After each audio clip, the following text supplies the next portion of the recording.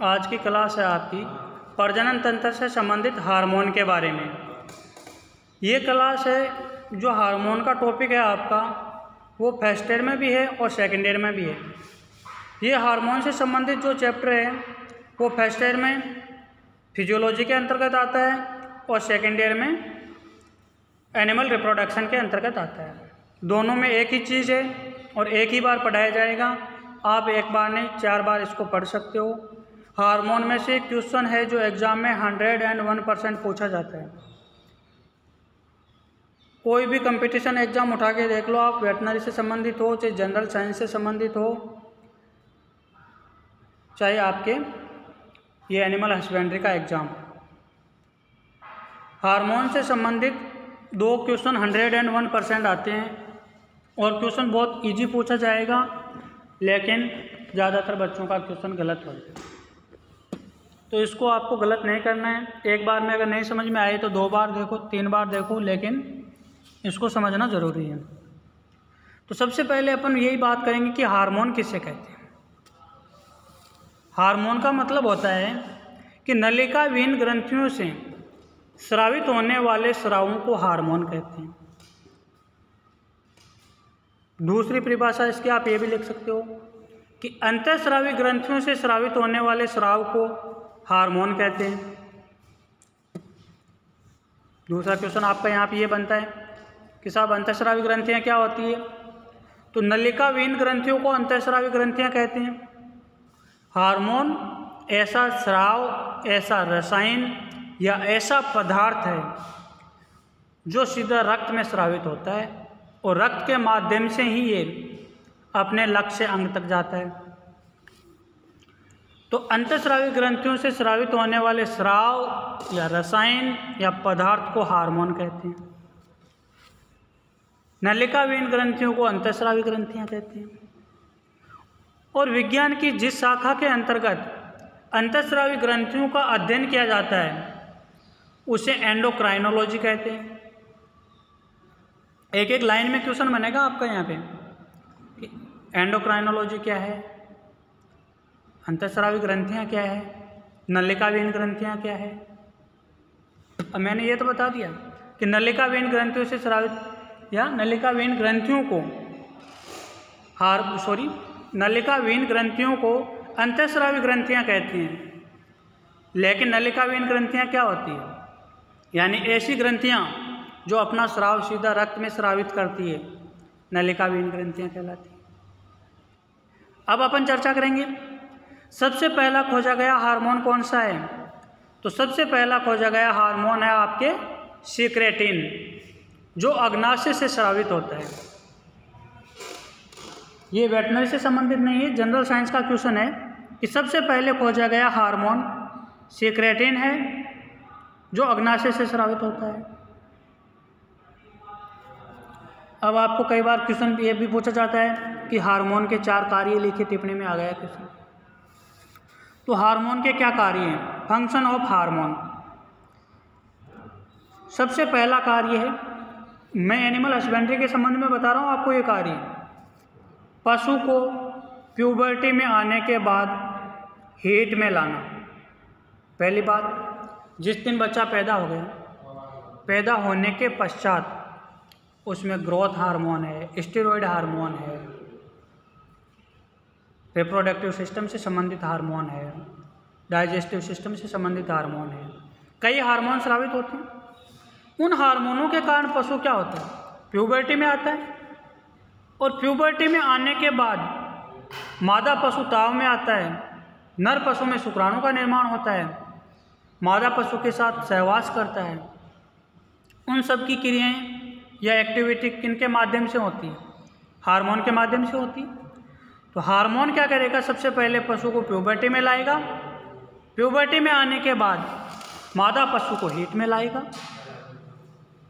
और पशु में ताव के लक्षण प्रदर्शित करेगा। नर पशु में शुक्राणु का निर्माण हार्मोन की सहायता से होता है, मादा पशु में अंडाणु का निर्माण यह भी हार्मोन की सहायता से होता है।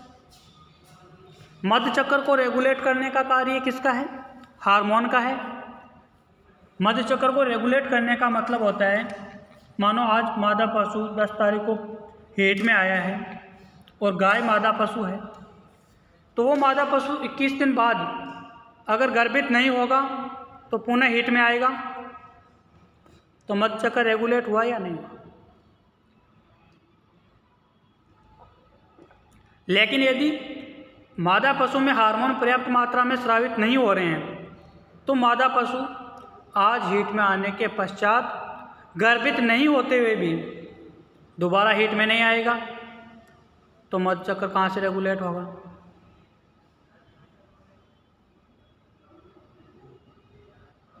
दूसरा कार्य है ओवुलेशन करवाना, अंडोत्सर्ग करवाना। जब ग्राफियन फॉलिकल परिपक्व हो जाती है तो एफएसएच हार्मोन क्या करता है, मैच्योर ग्राफियन फॉलिकल को स्फुटित करता है और वहाँ पे ओवुलेशन करवाता है, अंडोत्सर्ग करवाता है। उसके अलावा फर्टिलाइजेशन या निषेचन का कार्य भी हार्मोन के माध्यम से होता है। एम्ब्रियो को सुरक्षित वातावरण देना, जैसे मादा पशु गर्भित हो गया मान लिया, लेकिन गर्भित होने के बाद अगर वहाँ पे प्रोजेस्टेरोन हार्मोन स्रावित नहीं हो रहा है तो मादा पशु दोबारा क्या होगा, हीट में आ जाएगा, उसमें एबॉर्शन हो जाएगा। तो ये काम भी किसका है, हार्मोन का है। इसलिए प्रोजेस्टेरोन हार्मोन को प्रेगनेंसी सेफ हार्मोन भी कहते हैं, जो एम्ब्रियो को सुरक्षित रखता है। इसके अलावा एम्ब्रियो को प्रसव काल तक उसका विकास करना, उसको सुरक्षा प्रदान करना और उसका डेवलपमेंट करना, यह कार्य भी हार्मोन का है। गर्भकाल को बनाए रखना, प्रसव क्रिया को प्रारंभ करना। मान लो मादा पशु का गर्भकाल पूरा हो गया, गर्भकाल पूरा होने के पश्चात ऑक्सीटोसिन और रिलैक्सिन हार्मोन स्रावित नहीं हो रहे हैं तो प्रसव नहीं हो पाएगा। तो प्रसव क्रिया को प्रारंभ करने के लिए भी हार्मोन आवश्यक होते हैं, हार्मोन का महत्वपूर्ण योगदान होता है। इसके अलावा पशु में अडर का विकास करना, थनों का विकास करना और दुग्ध उत्पादन करना, अंडों का निर्माण करना, ये सभी क्या है, हार्मोन के कार्य हैं। अब ये तो हो गया साहब, हार्मोन भी स्रावित हो गए, उन्होंने कार्य भी कर लिया, लेकिन इन हार्मोन का कंट्रोल कहाँ से होता है। हार्मोन का कंट्रोल होता है आपके हाइपोथैलेमस से, और हाइपोथैलेमस होता है आपके केंद्रीय तंत्रिका तंत्र में। तो हार्मोन का नियंत्रण केंद्रीय तंत्रिका तंत्र के हाइपोथैलेमस से होता है। हार्मोन का नियंत्रण केंद्रीय तंत्रिका तंत्र के हाइपोथैलेमस से स्रावित होता है और इसे मास्टरों का मास्टर कहा जाता है। पीयूष ग्रंथि को पिट्यूटरी ग्लैंड कहते हैं। तो ये हो गया आपके हार्मोन का नियंत्रण, हार्मोन के कार्य और हार्मोन की डेफिनेशन क्या है। इसके अलावा हार्मोन पीयूष ग्रंथि के दो भागों से स्रावित होते हैं, या पीयूष ग्रंथि है जिसे हार्मोन स्रावित होते हैं, उस पीयूष ग्रंथि को अपन दो भागों में बांटते हैं। वो दो भागों में अपन क्यों बांटते हैं, उससे स्रावित होने वाले हार्मोन्स के आधार पर। पीयूष ग्रंथि से स्रावित होने वाले हार्मोन्स के आधार पर पीयूष ग्रंथि को दो भागों में बांटते हैं। एक है अग्र पीयूष ग्रंथि और दूसरी है पश्चिम पीयूष ग्रंथि। पीयूष ग्रंथि को दो भागों में बांटा गया है, अग्र पीयूष ग्रंथि और पश्चिम पीयूष ग्रंथि। अग्र पीयूष ग्रंथि को एडेनोहाइपोफाइसिस कहते हैं और पश्चिम पीयूष ग्रंथि को न्यूरोहाइपोफाइसिस कहते हैं।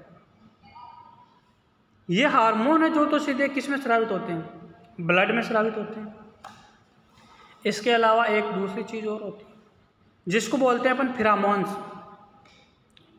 फिरामोन्स क्या होते हैं, नलिका युक्त ग्रंथियों से स्रावित होने वाला स्राव जो शरीर से बाहर छोड़ा जाता है या नलिका के माध्यम से स्किन पे छोड़ा जाता है, त्वचा पे छोड़ा जाता है, किसी अंग विशेष पर छोड़ा जाता है, वो क्या है, फिरामोन्स है।